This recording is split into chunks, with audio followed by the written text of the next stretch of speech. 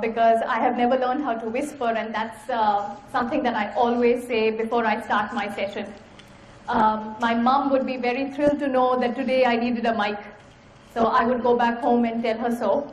But usually I don't need one. But last time Bala sir showed me how you can hear in any corner of this room, even without a mic. But I decided not to experiment. So we'll start the session here today with this being a very special moment for me. Just like I guess it is a very special moment for many of you who are joining in into this institute, steering yourself in the right direction. So wish you all a very good evening. Okay, that was a test to see how wide awake and energized you are, and if it was any softer than that, I would have made you do it again. So coming back to the session for today, I have about 40 minutes, I think, with some time left over after that for question and answers, and that's why I was going through that entire exercise, so that I will keep myself in check and make sure that I don't exceed it. I've been on that side and attended many lectures, and I know what the span of attention is. And I also know that in college there were always two chalks on the board.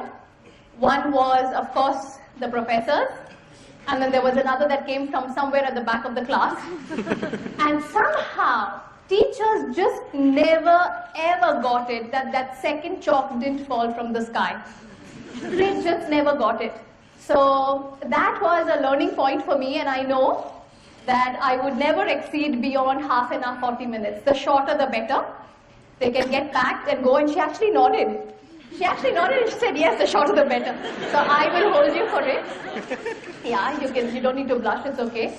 And so we will make sure that I stay focused. I also learned, the last time I came here, I think I was talking to people who were graduating. So obviously the focus was a little different. You want to freak them out, you want to make them see what the industry is like and how terrible it is, and what are you getting into and all of that, and then tell them, but you should be charged and motivated and all of that. But then today is a brand new group, and we'll still freak you out, but we'll do it differently. And we'll see how to get you to be a little more focused when you come in, what you headed for, and all of that, but we'll do it in a different way.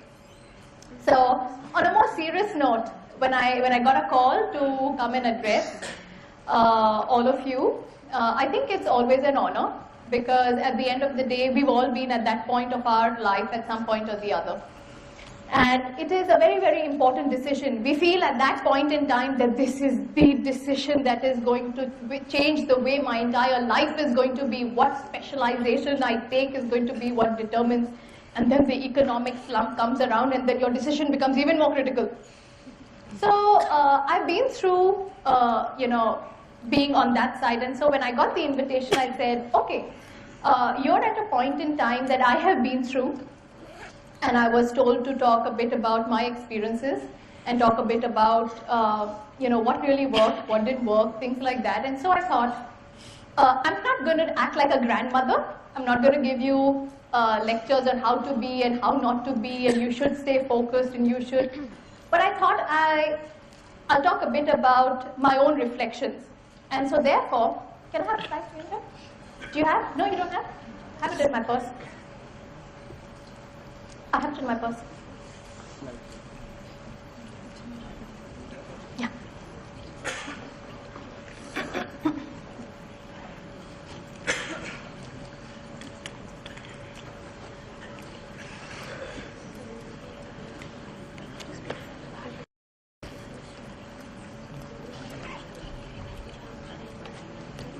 I always come armed to talk. So there's no running away, just in case you thought the session might get cancelled. Because I'm not going to stand behind that mic. That's not my style. Yeah, you just need to plug it in.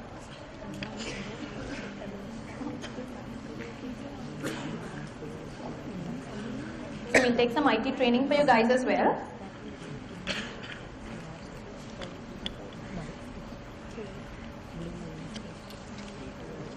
So which screen is it going to come on? Any guesses? That shows how attentive you've been in all the sessions that happened in this auditorium. Okay, so here we are. And why does this come like this? So you can ignore whatever's coming at the back. I don't know what's coming at the back. And why is it coming?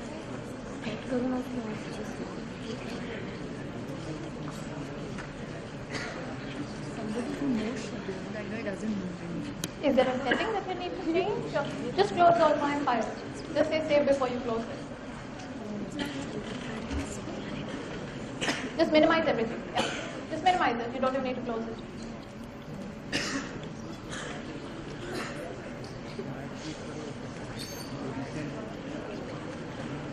Personal motivation. No, don't go to the feedback. You don't want to see that. That's confidential. Okay, so you can pretend like you're not seeing what's behind. Is that okay? Yes. See, I like it when people are so accommodative because we don't know how to change that setting. So don't get yourself worried and don't open up all my slides. Okay, so now that we've got ourselves all settled, what I really thought is, I actually had to do homework, which I don't necessarily always need to, because when they asked me to talk, they said to motivate you guys. Okay? And I think while we could provide the tools and tackles and processes and the reward systems and everything to motivate people, which is our job as leaders, there is a huge component of it that really comes from within, which is your responsibility. So I will try and fulfill my part of the responsibility, but whether it is successful will really be dependent on how much of the path you walk to hold hands. And so what homework did I do? I actually sat back and reflected on all my years through my life. And so this was a little more difficult than the usual sessions of wanting to just sit back and say, okay, this is what's happening in the economy, let's see this demographic data and so on and on. So I hope this is going to be meaningful because I decided that I would share my own experiences and see if it helps, and we'll take it forward from there. But before we get into that, what I thought is that we should spend a little time on what are the ground realities right now. So let's do a reality check. Have all of you heard about the economy? Yes. Which direction is it headed in? Says who? Papers, magazines, television. Have you ever heard a very good news selling in the newspaper? What's the first page talk about? The economy has slumped, there's a crisis, something has gone wrong, the gold prices have gone down, UK's now put some new barriers on visas, and we all just lap it up. But how many of you have gone back and really looked at the economy? So what is the percentage of growth that has been happening year on year? 5%. In earlier years it was 7, 8, 9, and then we said from 11% it has fallen to 5%. But have we ever bothered to check what is the base at which it continues to grow?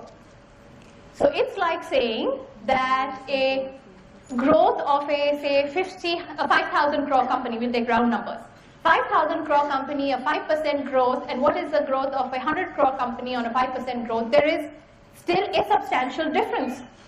And so what we forget to do is think about how the growth is relative to year on year on year. So we are already at a level and it's on that level. It doesn't mean that the growth itself has slumped so dramatically that things are going to be so bad. But sure, it is reduced. It is even relatively reduced. But what happens with that? We all come into the organization, come into institutes and say, my gosh, the economy has slumped. There are therefore recruitment freezes, and there is this whole war for talent. Have you heard of that? And we were actually talking about this a little earlier when we were sitting and having tea. And my point of view on this is, who said there's war for talent?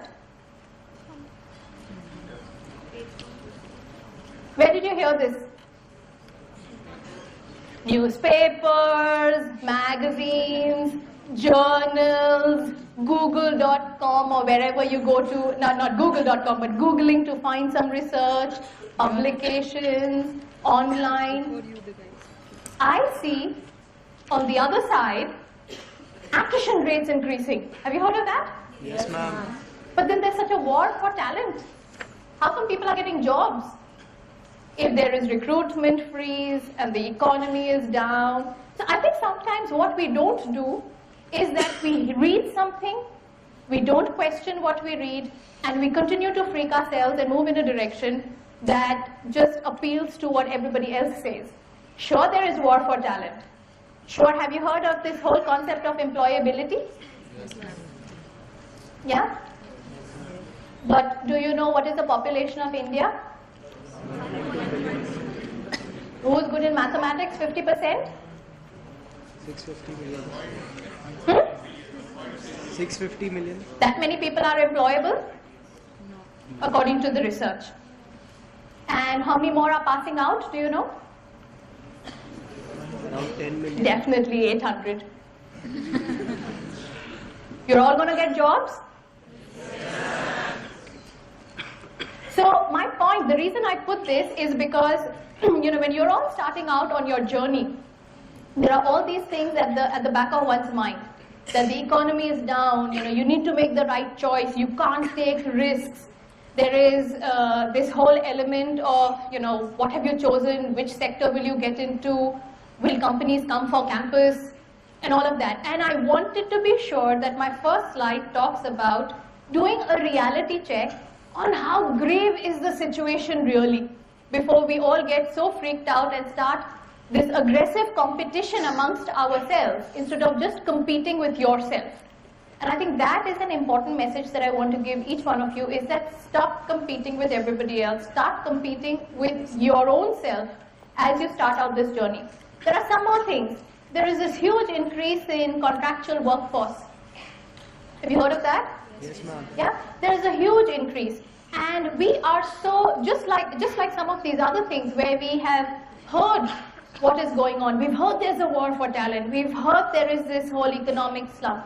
And sure, there is an element of truth. I don't want to rubbish that. But what I'm trying to say is how serious is your own judgment and your own attitude towards what you look at and which side of the coin you look at.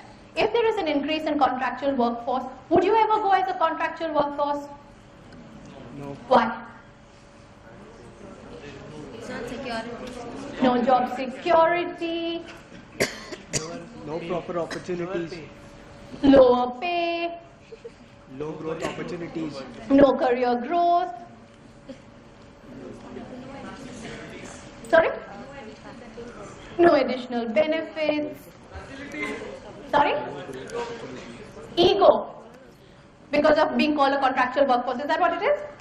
Since I don't know who's talking. Yeah, okay. And I respect somebody for saying that. I think that's the biggest element. It's much more than the job security and all of that. How can you be all said that you're on contract?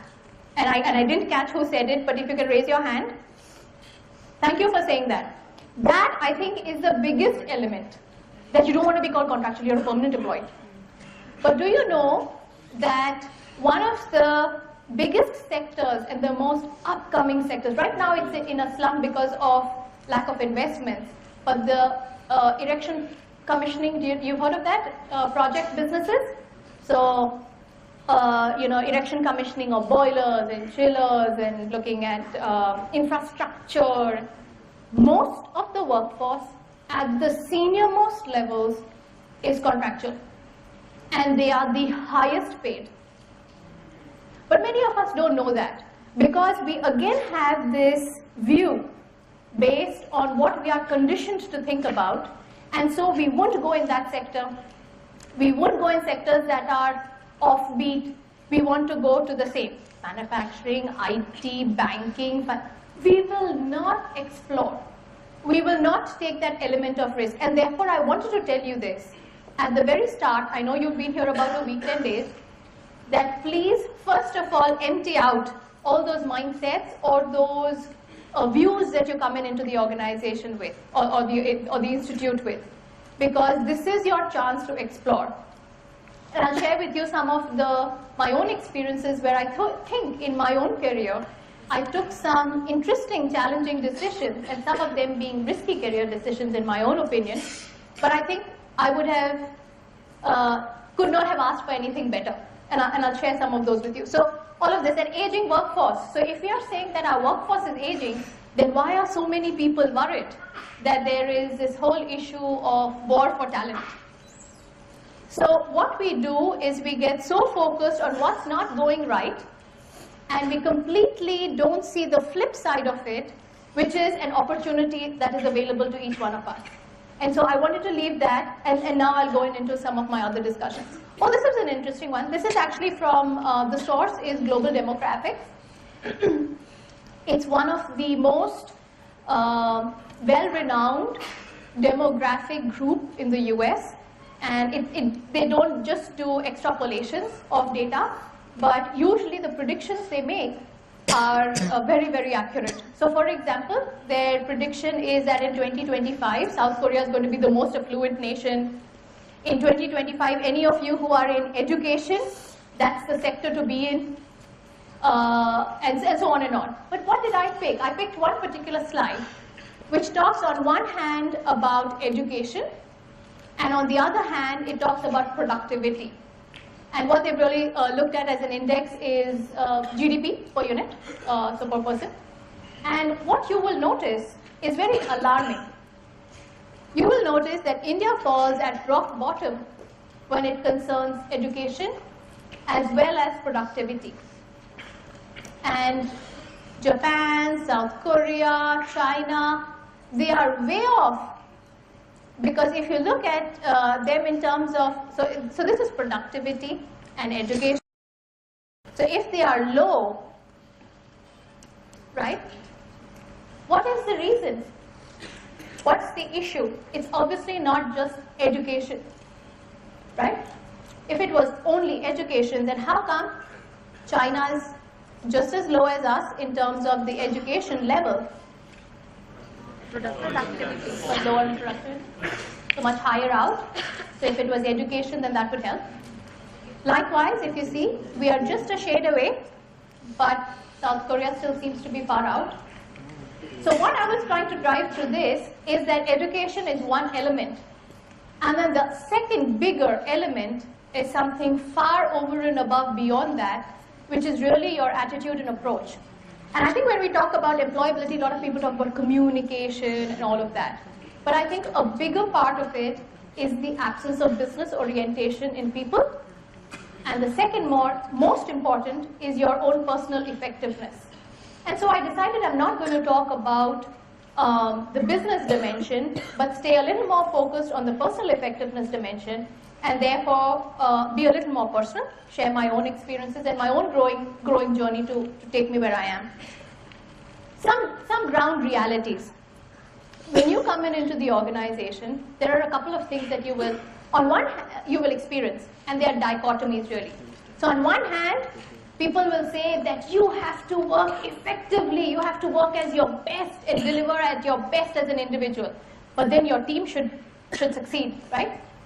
So on one hand, you're told to perform as an individual, but then there is this whole responsibility for the entire team. Then you're told that you need to do your very best job. But when was the deadline? Yesterday.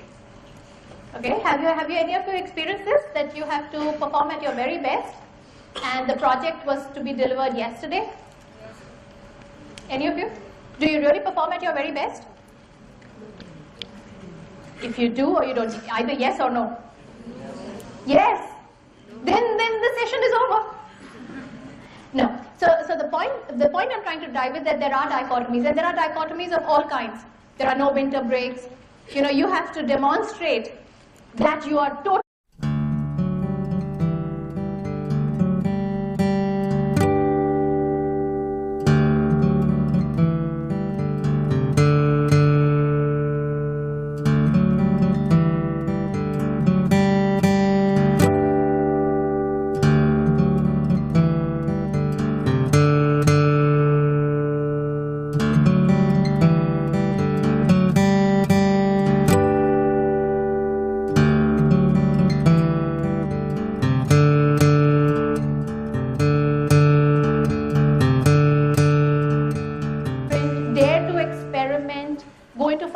may not be your first preference.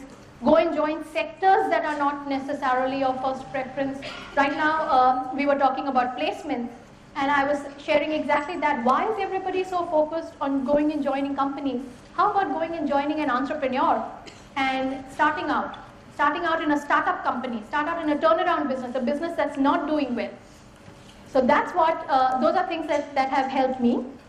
I never ever, whenever I moved jobs, there was something different that I took away. So once it was a startup, once it was a company that was in the dumps. So if the growth rate of the country at that time was 2-digit, this company was at single digits. And many of my friends told me, why are you going? You wouldn't even get the variable pay because they are not even meeting their targets. And my point was exactly that. I am going because they are not meeting their targets and because I want to see what the turnaround looks like. And so I realized that a lot of my fundamentals in human resources remained the same, but the application was completely different, whether I worked in a turnaround business or in a startup or in a joint venture or in an acquisition. It was completely diametrically different. And so I urge you to do all of that. So that's all I had. I think, yeah, that's all I had. And if there was anything that was meaningful, even one for each person, I would hope that this is a job well done. So all the best as you start out.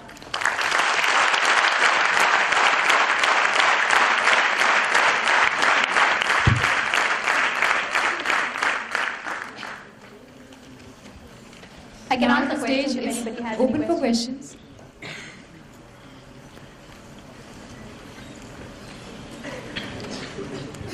Good evening, ma'am. Good evening. Paridhi Rabar from second. I didn't catch your name, sorry. Paridhi. Parini. Paridhi. Paridhi. Yeah. We're from seniors batch here sitting over here. We did listen to you last time as well when you came for the HR meet. Yeah, and it is really nice to listen to you again, because last time when you spoke about that, you should always compare your own self with you if you want to improve. And I heard somebody telling me that, which I used to tell my dad, and I was very, very happy that time, but didn't get a chance to speak to you. My question to you is today that past few days we've been listening to lectures and this third semester.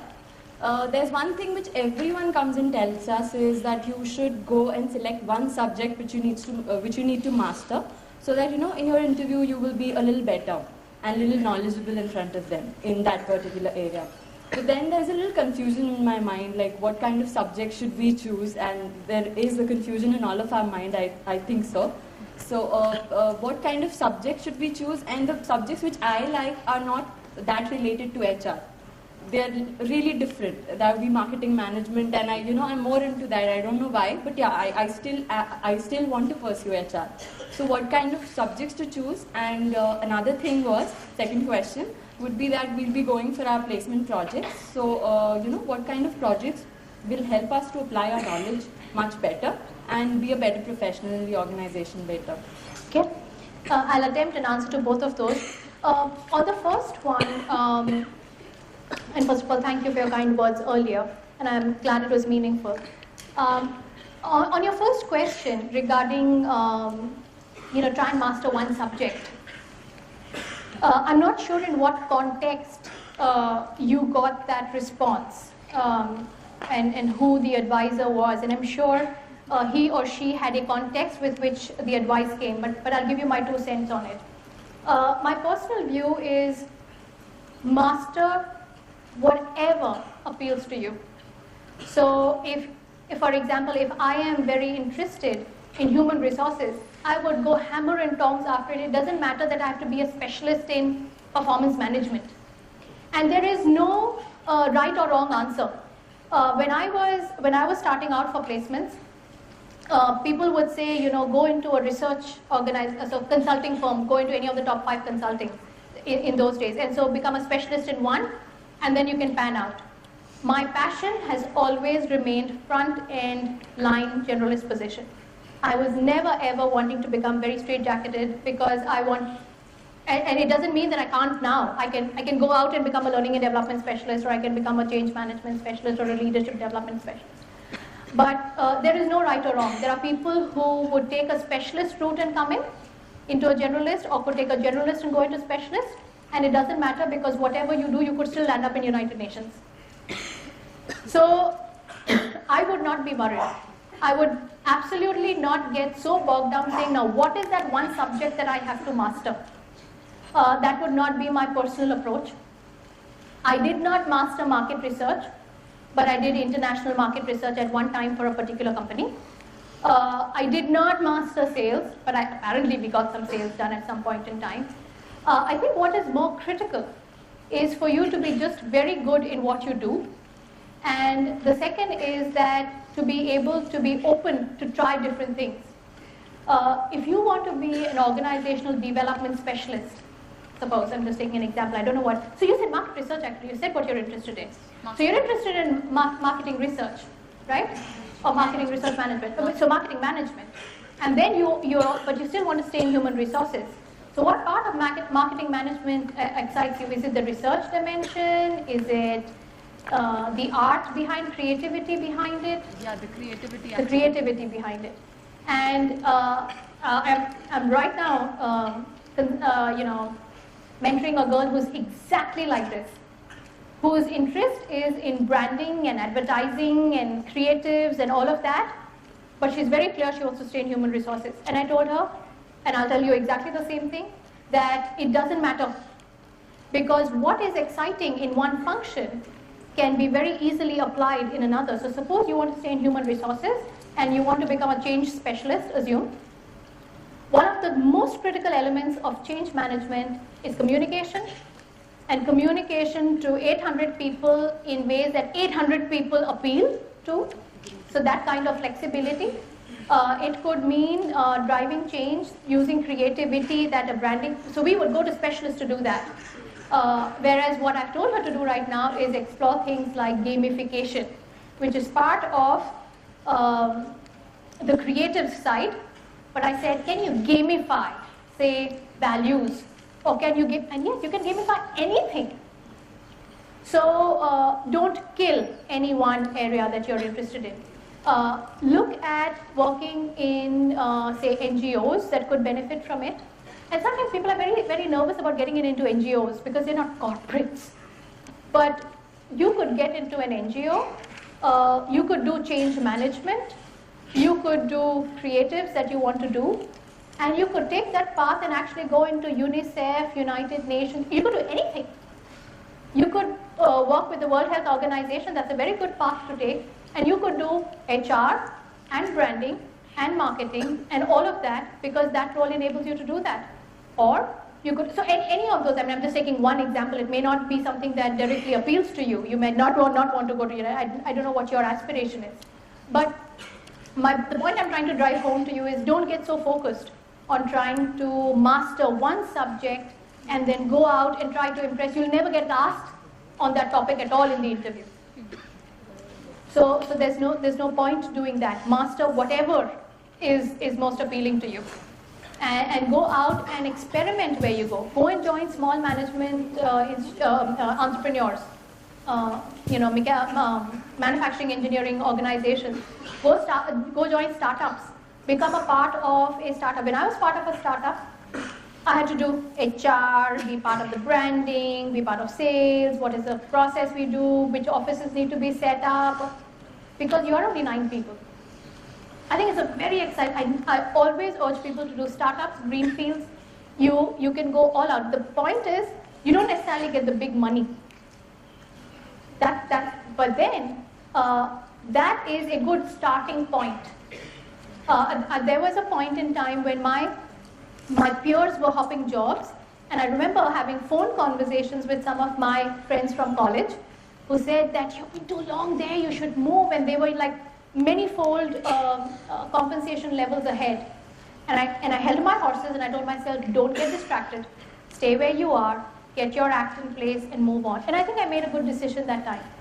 And it helped me. It may not appeal to you because maybe your priorities are different, but it helped me, and so I think you should know that really helped me in good state, because today I think I can look back and say that it didn't matter.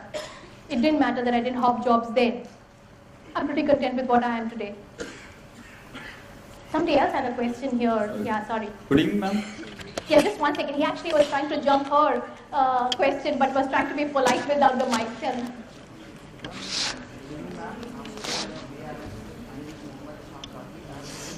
Flexibility of a nature is the need of today's corporate world. How to generate in ourselves from our present environment perspective is the best. So his question is, how do I generate flexibility? And you can exercise, that should help. But apart from that, what could also potentially help you is, I think flexibility is, I can't train you to be flexible. I mean, if you come and ask me a question, and I say, be flexible, I can't do anything to you to make you flexible. And I think it is really about respect. I think another word for flexibility is to respect diverse viewpoints.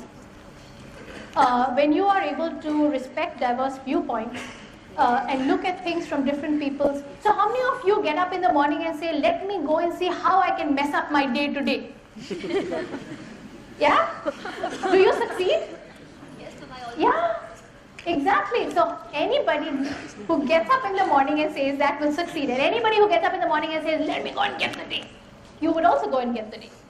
And so therefore, nobody gets up in the morning wanting to accept her, who gets up in the morning to come out and mess up their day. So when people get into conflicts, it's not because they're trying to be difficult, but because they just have different viewpoints.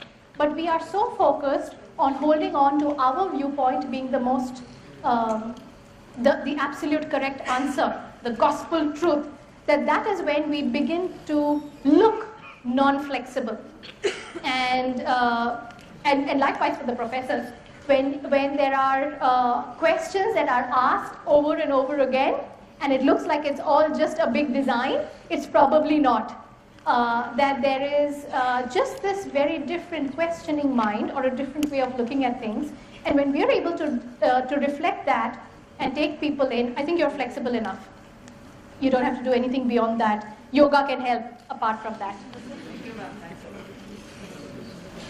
And you know, sometimes when people get into conflict, you are just so absorbed with the emotional content that you're unable to address the key issue or the difference of opinion because it becomes an emotional dialogue. Yeah, sorry.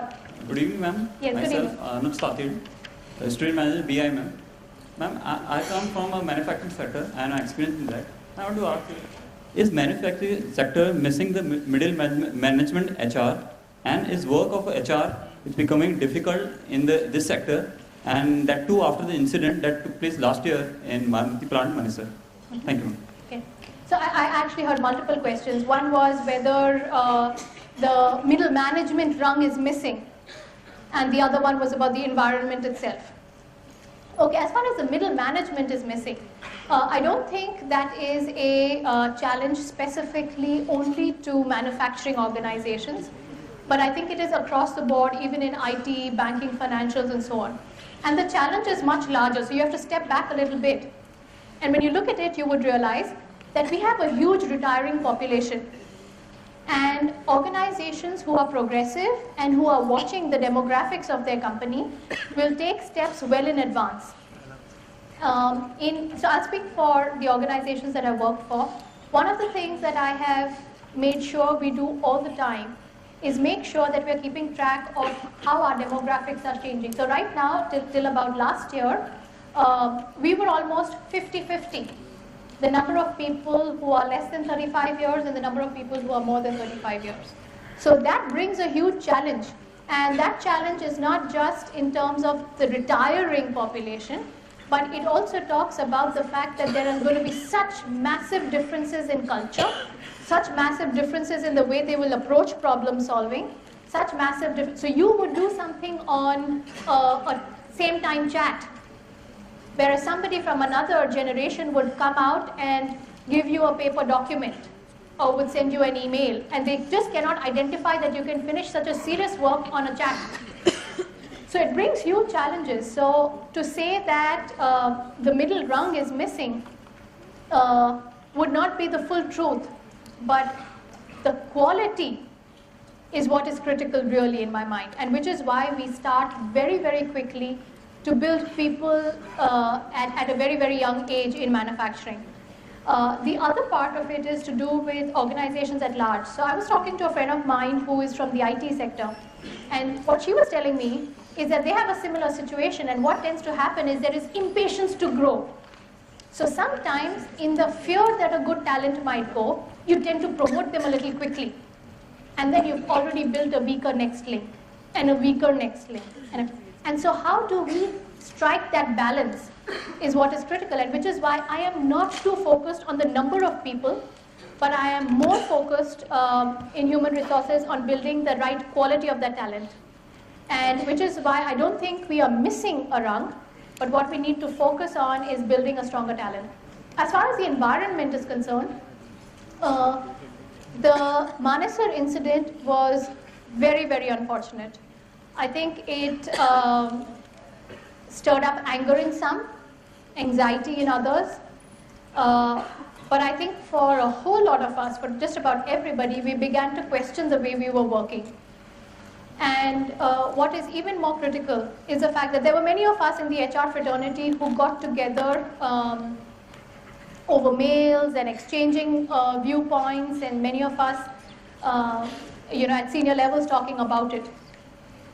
I think one of the biggest learning lessons is the fact that it doesn't matter whether you are an employee of what kind of employment nature, whether you're a retainership contract, you're an employee, whether you're a retainer, whether you're a contractual person, full-time employee, it doesn't matter. Or whether you're a consultant. What is important is two things. One is being fair, and most critical, that the communication channel doesn't break down. And I think when either of those two break down, there is going to be a huge trust deficit. And therefore, it is not that manufacturing organizations have become difficult to work, or the work of HR has become difficult. I think it was a huge wake-up call for those who were not paying attention to these two big dimensions. For me, I can speak to you about my own experiences. I don't think things have changed dramatically, except the fact that I think we have been even more and more grateful that we have been paying attention to making sure our communication channels don't break down. At the end of the day, whether you are unionized or non-unionized, so there are some factories of mine that are unionized and with political affiliations, and then there are some factories of mine that are non-unionized.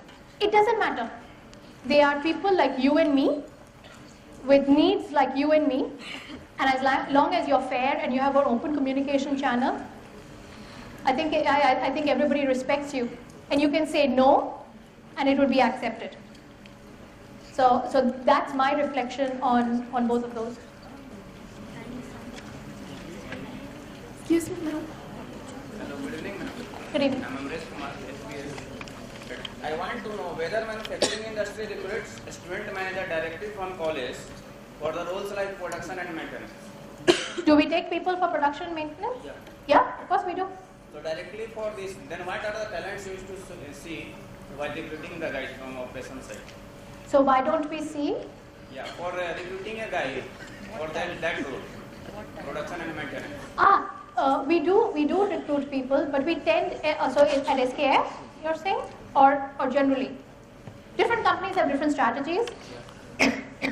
Some, so very high level assembly operation kind of businesses are one kind of manufacturing organization. Another is highly technical organizations, and then there is third which has very, very niche products.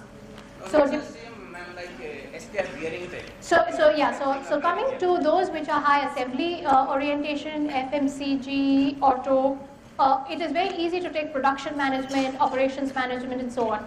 For those functions that are high engineering based, we usually go for technical people in production engineering, maintenance engineering, electrical engineering, and so on and on.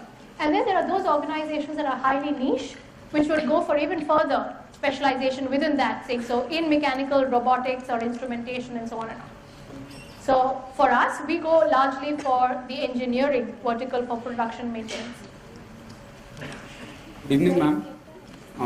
This is Yash Pasekal from first year BIMM. First of all, since many days I was waiting for a stalwart from manufacturing sector, so it's a pleasure to have you here.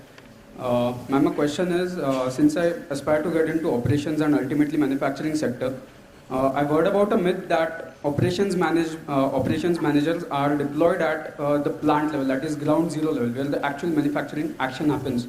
So your comments upon it, and second of all, your comments about growth of manufacturing sector in a couple of years. Thank you. The manufacturing sector itself is going to be one of the sectors that is, and you can look at this, on all your Google sites, is one of the most emerging sectors at this point in time. And many research studies are saying that that is the star sector really at this point, more than some of the other sectors, and that's good news for us. Though frankly, over the years, those of us who are hardcore manufacturing, we really enjoy the excitement. It doesn't matter how we get rated in the various sectoral growth rates. But manufacturing is the one that is coming up in a very big way. As far as getting recruited, and whether you're recruited at ground zero or not, everybody at the start is recruited at ground zero. And that can be the best thing that can happen. Because if you have done the nuts and bolts of everything, I mean, you don't literally have to, but if you have done the ground zero level work, by the time you reach a level where you're leading people, you are so up to speed on what it takes to get a job done that you are much more efficient.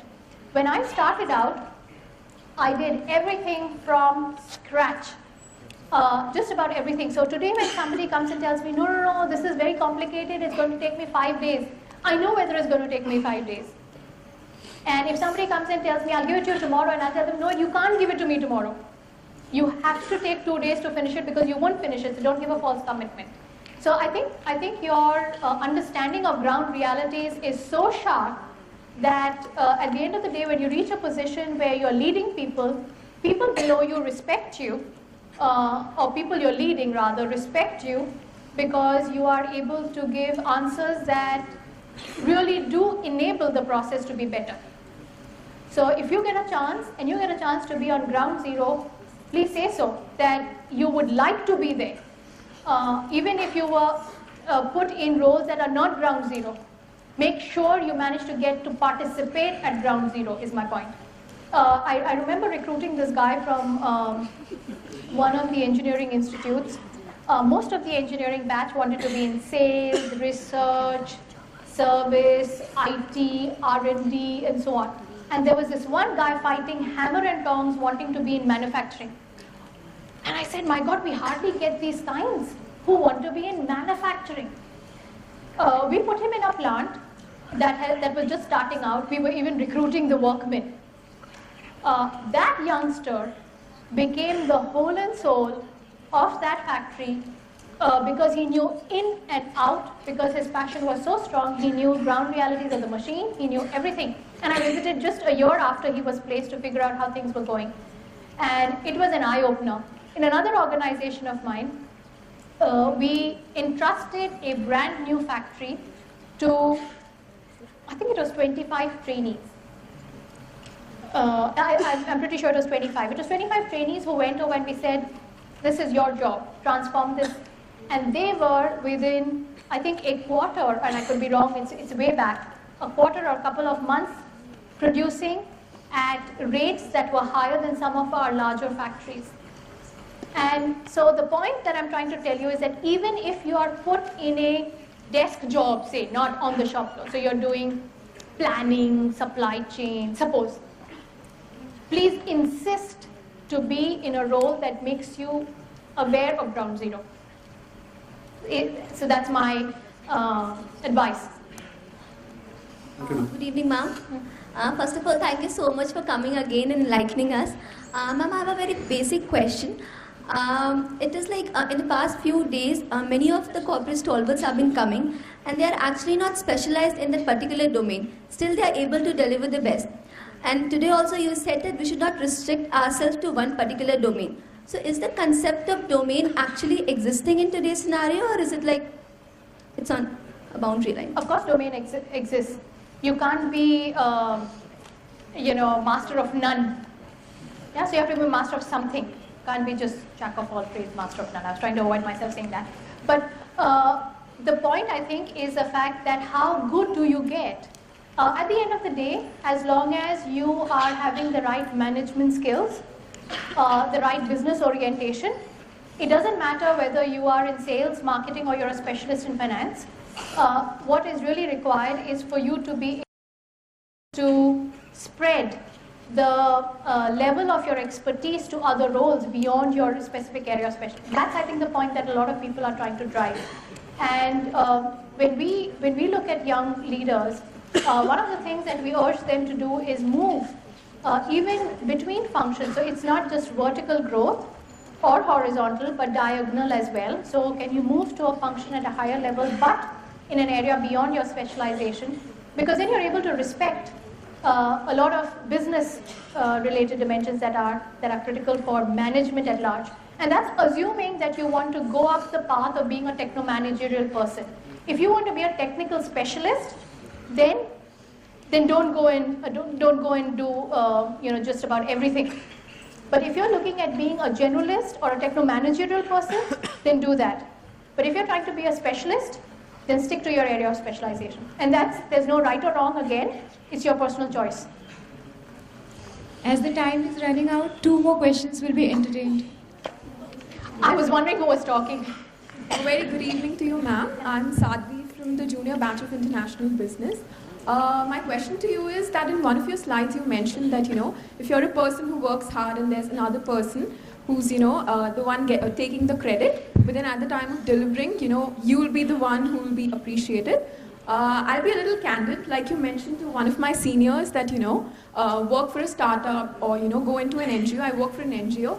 And I'll be truthful, I've worked for it for 1.5 years, and I like to be the one who will take the credit. So I just wanted to know, if you could just quote an example from your experiences, now that you're so experienced, if you could just quote an example saying, we are the ones who will get the credit in the end, even though we'll be the ones working really hard for it. Because I'll be truthful, I get really bogged down, when I'm not appreciated for it. And it's out of my experience of 1.5 years. So well, thank you for asking me that question.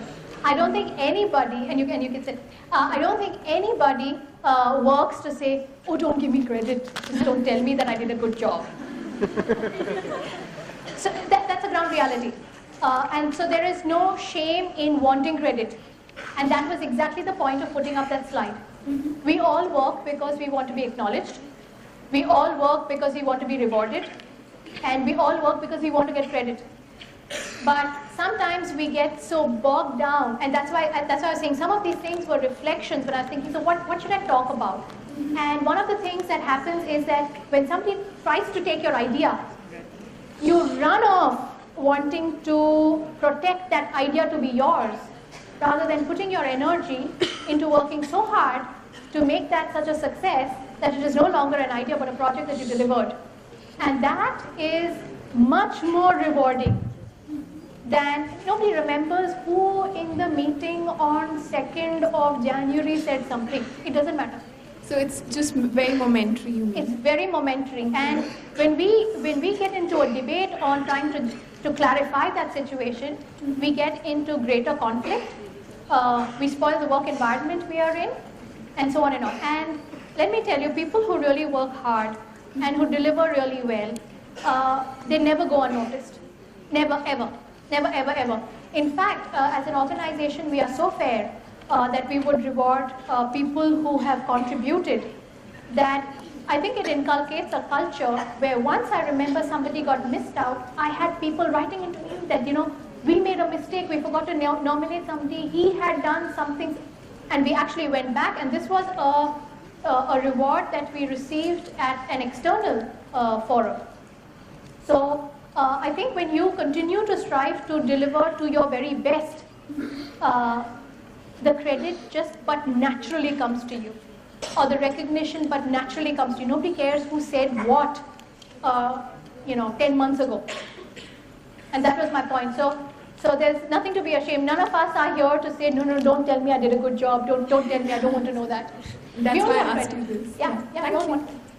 Good evening, ma'am. My name is Gayatri. I'm from BIMM PMNHR batch, second year. My question is that, ma'am, you said you had pursued HR from in MBA, and you got into sales. So my question is, ma'am, how did you take that job at the first place?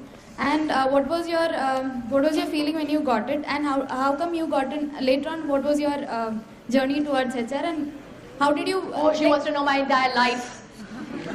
Not exactly, Yeah. but I would like to know, like after studying HR, how did you like? How did I land up in that? Because I didn't do it How in did that you order. work in sales? Like, what helped you? Yeah, like. Very complicated. Okay, so I didn't get into after my human resources in. You studied HR and how? I'll tell you my life. I'll tell you very short because everybody else is getting impatient. They want to go for dinner. So what actually happened is that I did about 5 years of psychology. So whoever had Googled me, and I had also parallelly done a course in marketing through the Chartered Institute of Marketing.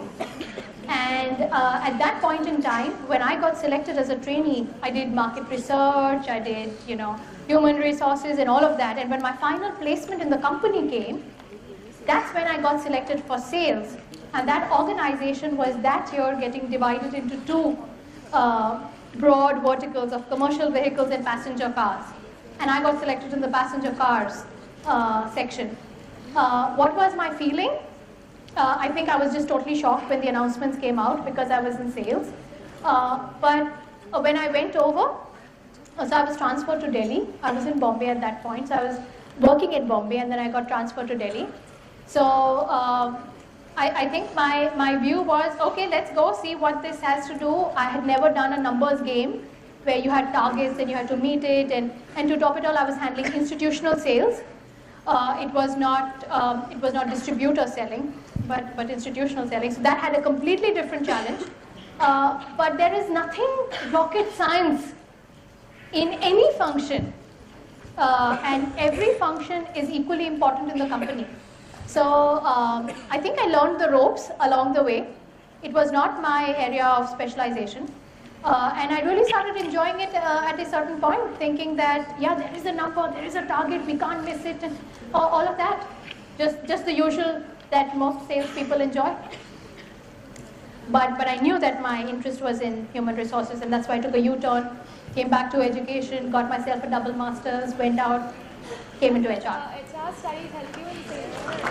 Yeah, see?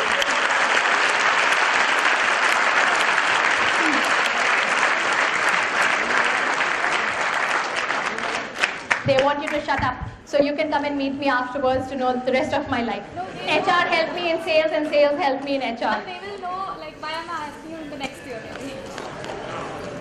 Let them go for dinner. Thank you, ma'am. So this was the last answer for this evening. Going through multiple functions, working hard on ourselves, finishing what we start, and questioning the process are a few key takeaways for me today. Thank you, ma'am, for these words. May I now request Dr. G. Gopalakrishnan, Director, BIM HRD, to present our honorable guest with the token of remembrance.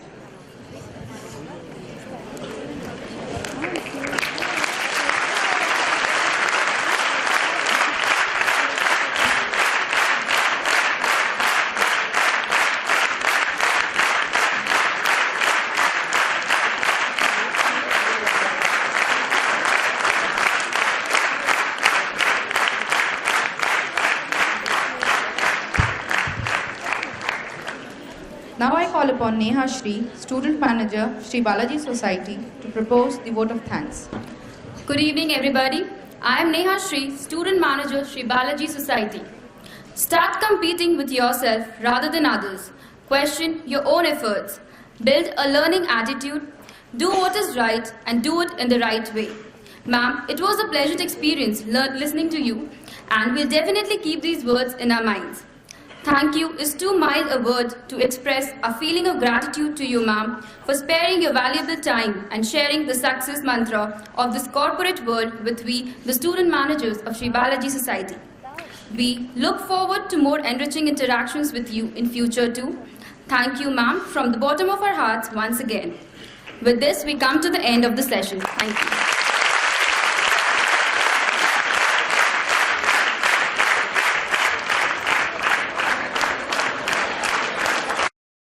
There was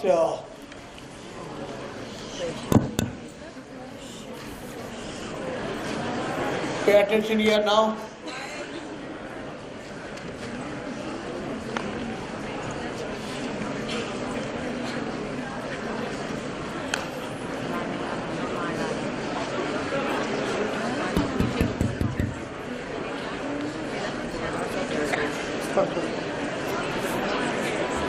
Okay, friends. They are saying that there are some photographs where boys, some 30, 40 people were sleeping. I don't want to show that now. It is the third day. It is a new experience. People are naturally tired. Understandable. You are starting off maybe in the morning 6 o'clock. Now it is already 8, 9 o'clock. It is going to be 9. That's all right. But you literally has pushed out a great recruiter. The purpose of calling a corporate leader is for not only knowledge but also for branding you, your attitude, your behavior, what kind of potential candidate we have. She said it. They want me to go, I will go. It's a polite language. If you want to ask, come and ask me there. What the words which she has not uttered is, if I don't go, they will beat me up. I don't know, sometimes in jovial mood, probably you don't understand the consequences. Clapping is also welcome, and if you clap before the speaker complete the session, or before the speaker say thank you, it means you are telling the speaker, get lost. And if you say so, the future will run away. It is like Dhanlakshmi आता है, उसको जूता मारता है, धनलक्ष्मी भाग जाएगी. सरस्वती आता है, उसको थप्पड़ मारता है. और आदित्य है, गेस्ट है, हम लोग बुलाया है, हम लोग इतना प्रोफेसर लोग बैठा है, हम लोग बैठा है. So children understand it. ये attitude बोलता है, collective attitude है ये. You all are going to study. It's not fair. It's not fair to you, to yourself. Why do you think we all are sitting here? Is it, have you gone mad? Bunch of flowers, car, escort, organization, 100 faculty members are sitting here. Body language makes a lot of difference. Body language. In fact, if you want to control the questions, we could have done something subtly from here. I used to generally sit here. She thought she's a lady. Generally, it is gents who come and talk. And the girls will have a lot of questions to ask. And that HR student, whatever they ask, now you try to cut down them also. The gentle lady who asked questions. So I think you must introspect about that. And we said, all right, I know you have to go for Khana also.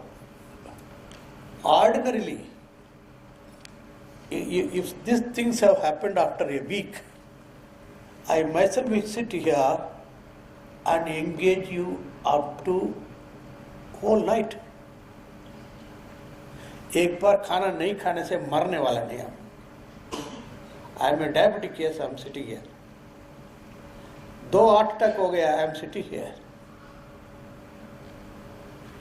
Ladies and gentlemen, please think it over. We appreciate it. It's not that we don't understand your problem also. Somebody has to go out, somebody has to come. वैसे में इतना आदमी की जगह नहीं है. But we do everything with a purpose, and the purpose is you. It is not me, it is not the faculties. You. 1.5 crore वो कमाती है. इसका कंपनी का सैलरी उसको कॉन्फिडेंशियल है. I know because we have been talking. And she has a family, she has a husband, सब छोड़ करके आपका कैंपस में आपके पास आता है आपका सुनने के लिए, और आपका स्टूडेंट एक सवाल करता है एंड क्लैप करके, अरे उसको क्लैप करके, we have not done the good thing. I think so. And please, if that case, we will cancel all this. Why? Even this induction training is not required. We will start what is principle and practice of management. Why all these workshops and so many things? We know that. So that is why today I am not very, probably you are all kids, you don't understand. Now you will understand. It is our duty also. Initially these things happen. You are not used to this kind of schedules. And we are forcing you to go through the schedule with a purpose again. And the purpose is your purpose. We have no purpose. The purpose is your purpose. Thank you very much. We really appreciate. Probably you don't realize. Maybe 1 or 2 people start, then others will start clapping. No? Clap. You can imagine. You come and stand here and somebody say, and she came and she is the president of National Achari Network, entire Pune. Now imagine this lady, entire Pune. Or one word, I went there, they done it. Gaya. You all know. Draupadi ने ही कर दिया, पूरा महाभारत हो गया. एक one action of Draupadi created a big war to build a good brand. See, I want you all to be known. Are kya responsible student hai? Are 1,000 student hai? They all were listening so rapt attention. 9 o'clock, these guys are so strong here. That is the impression we should create. And we know, hostel में कभी ऐसा हो जाता है, we have made precautions. We will make the mess to work overtime. We will extend the time to work overtime. The hostel को भी बोला गया है, ऐसा लेट आ गया तो 10 बजे तक करेंगे, 11 बजे तक करेंगे. We know there is some food problems. These kinds are there. Then, at one point what she said was, focus on yourself. Try to solve the problem. I am sitting with 1,000 student managers. We are not going to solve that. You all come with solution. Thank you. I hope you understand what I say, the pain with which I am saying. Thank you. Good night.